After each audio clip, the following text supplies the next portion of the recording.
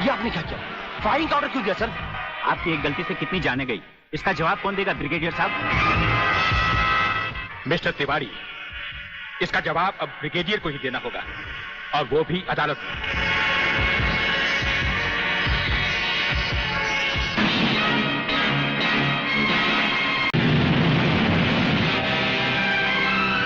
वागले, ये ऐसा बंकर है जिसका अता पता सिर्फ हमें या एक हमारे खास आदमी खबरीलाल को है, और आज से तुम्हें होगा। ये इतना मजबूत है कि इस पर ना तो कोई हवाई हमले का असर हो सकता है और ना किसी बम या बारूद का। दुश्मन तो क्या, हमारी इजाजत के बगैर परिंदा भी पर नहीं मार सकता। वागले आओ, अब हम तुम्हें अपने बंकर से वाकिफ करवाएं।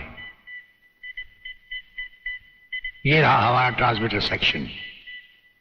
यहां से हम हिंदुस्तान के किसी भी मिनिस्टर से जब जी चाहे हॉटलाइन पर बात कर सकते हैं, लेकिन आसमान वाले ने चाहा तो इसकी जरूरत कभी नहीं पड़ेगी। हम अकेले ही तुम्हारे साथ वागले सब कुछ संभाल लेंगे। और वो देखो, वो एक कमरा जिसमें सब हथियार रखे हुए हैं, और उस कोने में रहा हमारा अस्पताल। यहां हर लाए दुश्मन का सीटी स्कैन करके उसकी अंदरूनी बीमारियों को बाहर निकाला जाता है। मुझे छोड़ दीजिए ब्रिगेडियर साहब, मैं सच कहता हूं, मैं प्रलयनाथ के बारे में कुछ नहीं जानता। मुझे छोड़ दीजिए ब्रिगेडियर साहब। और छोड़ तो तुम्हें जरूर देंगे, लेकिन तुम मोटे बहुत हो, थोड़ी चर्बी कम होने के बाद। ये अस्पताल मेरे हवाले कर दीजिए सर। चर्बी कम करने के बहुत से तरीके मुझे मालूम है। हाँ, गुड वागले।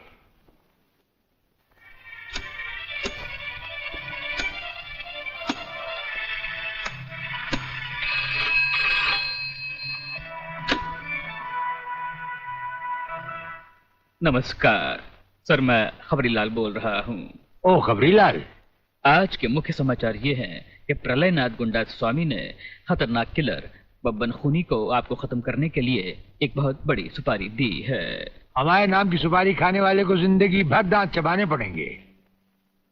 ये हमारे नाम की सुपारी खाने वाले चमगादड़ के खाने पीने का ढाबा कहाँ है खबरीलाल? शहर से 40 मील दूर काली पहाड़ी के पीछे उसका एक अपना बहुत बड़ा मैंगो फार्म है। आज के समाचार समाप्त हुए।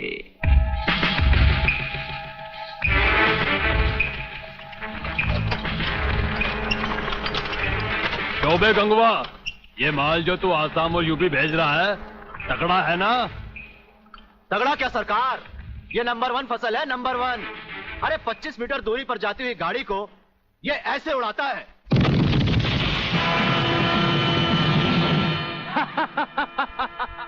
देखा सरकार, ये अपनी बम फैक्ट्री में बना हुआ मैंगो का कमाल। यूपी और असम में आतंक फैलाने के लिए ये माल तो ठीक है, पर मुझे वो माल बता जो ब्रिगेडियर सूर्यदेव सिंह को उसकी गाड़ी के साथ जलाकर उसे राख कर दे। वो भी तैयार है सरकार। ये देखिए छोटा सा हापुस जो 50 मीटर की दूरी पर जमीन पर गिरते ही ऐसा फटता है कि मरने वाले की हड्डियों का सुरमा बन जाता है। ये देखिए।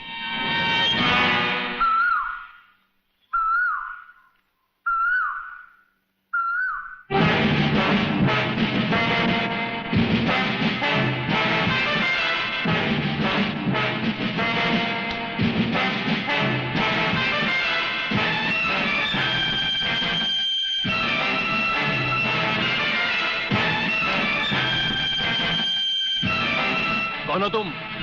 लगता है बब्बन मियां ने कल रात अपनी आंखों में सुरमा नहीं लगाया, जरा कम दिखाई देता है। ब्रिगेडियर सूर्यदेव सिंह? हाँ, ब्रिगेडियर सूर्यदेव सिंह। बब्बन मियां, हमें तो उसी के हाथों से मरना है जिसने हमें इस दुनिया में पैदा किया। तुम सब अपने आप को हमारे हवाले कर दो, वरना तुम्हारा बनाया हुआ आमों का बागीचा तुम सबका अपने हाथों से बनाया हुआ कब्रिस्तान बन जाएगा। तो आओ आगे और पकड़ लो मुझे, मगर इतना याद रखना कि जहां तुम खड़े हो उस पेड़ से लेकर मैंने अपने चारों तरफ माइंस बिछा रखी हैं। अगर इसके अंदर तुमने पैर रखने की भी कोशिश की तो तुम्हारे चीचड़े उड़ जाएंगे। यकीन नहीं आता तो ये देखो।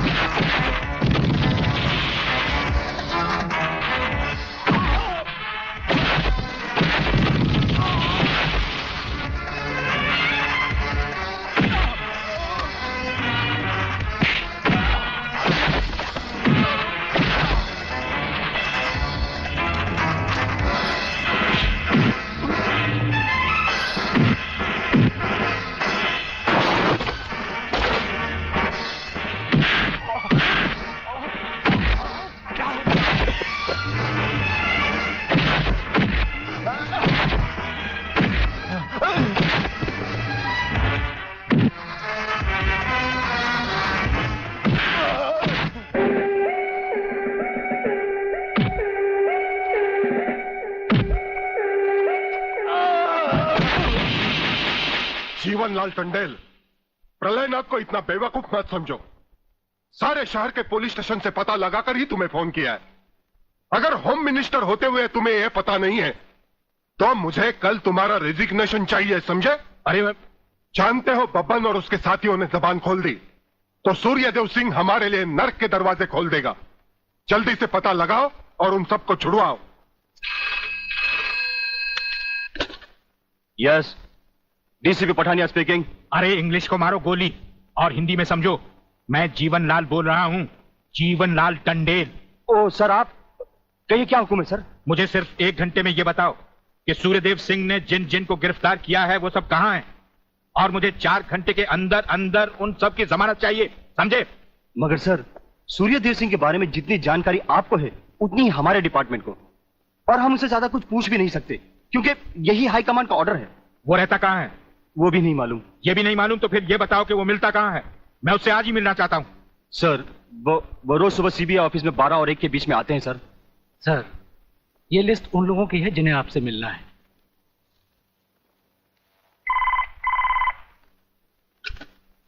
सर, मंत्री जी आपसे मिलना चाहते हैं। टंडेल का नाम है क्या इसमें? जी नहीं सर।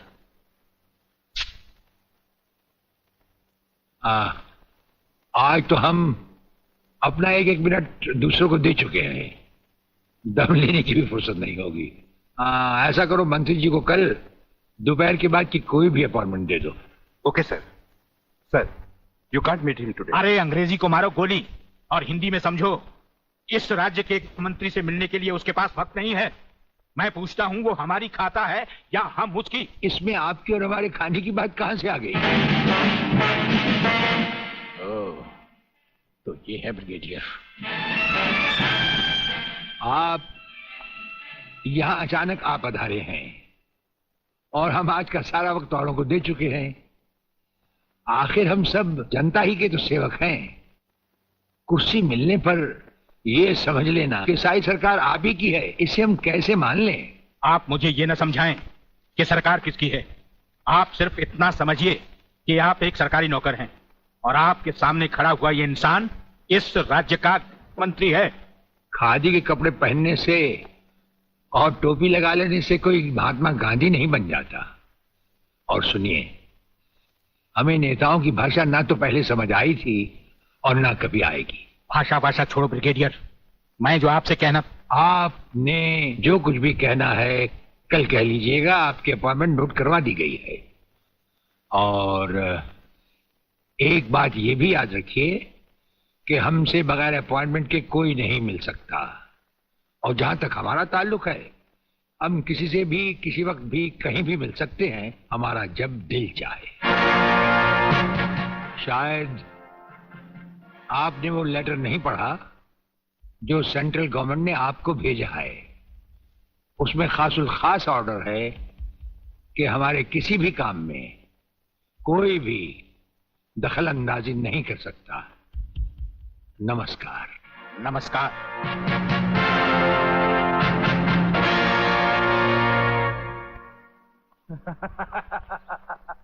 रियली?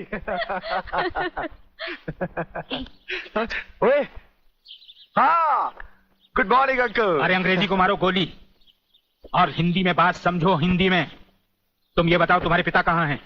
पिताजी, अंकल तो ऊपर बैठे हुए हैं, आप ही का इंतजार कर रहे हैं। राधा, तुम्हारे पिताजी बड़े उखड़े हुए लगते हैं। लगता है there is something wrong in the ministry। अरे रॉन्ग हो या राइट, यही समझना होता तो मैं भी तुम्हारी तरह खादी के कपड़े पहन लेता। अरे सरकारी लेटर से मुझे क्या लेना देना? देखो, तुम अभी से इतने ढीले पड़ जाओगे तो पूरी सरकार को भारतवर्ष से कैसे खत्म करोगे? वो सिर्फ एक मिलिट्री ऑफिसर है और हमें पूरी मिलिट्री फोर्स के साथ लड़ना है। भूल जाओ सारी बातें और फाड़ दो वो लेटर।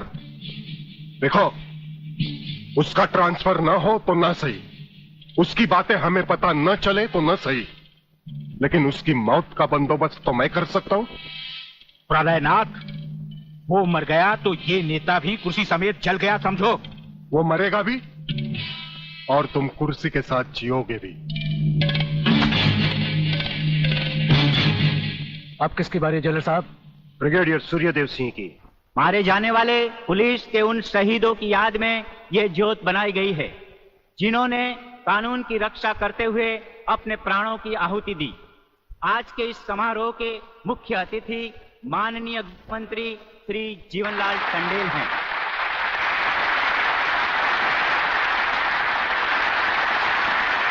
और इस ज्योत का उद्घाटन एक महान योद्धा, परमवीर चक्र विजेता ब्रिगेडियर सूर्यदेव सिंह के हाथों से होगा।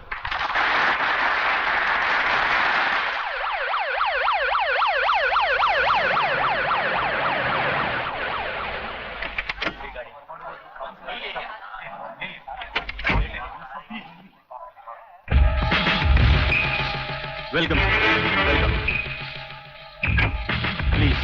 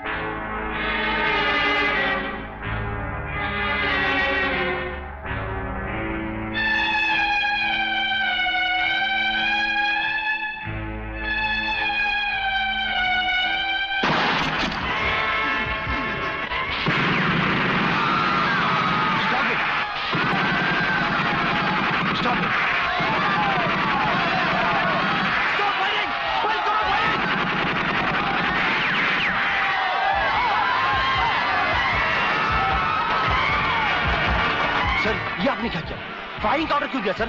आपकी एक गलती से कितनी जाने गई, इसका जवाब कौन देगा ब्रिगेडियर साहब? मिस्टर तिवारी, इसका जवाब अब ब्रिगेडियर को ही देना होगा, और वो भी अदालत में।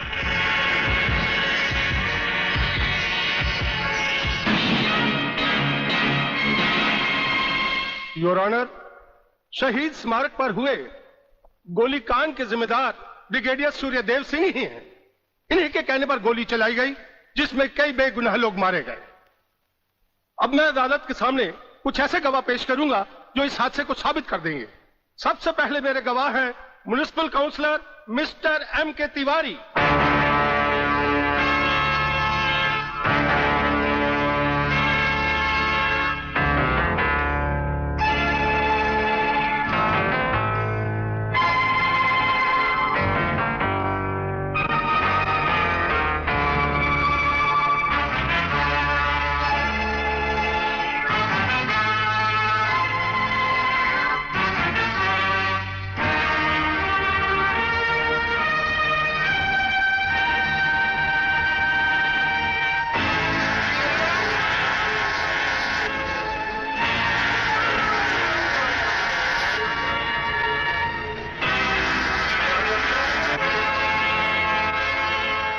योर ऑनर, अब हमारा आखिरी एक ऐसा चश्मदीद गवाह है जिसकी सच्चाई पर कोई शक नहीं कर सकता, और वो है इंस्पेक्टर शिवाजीराव वागले।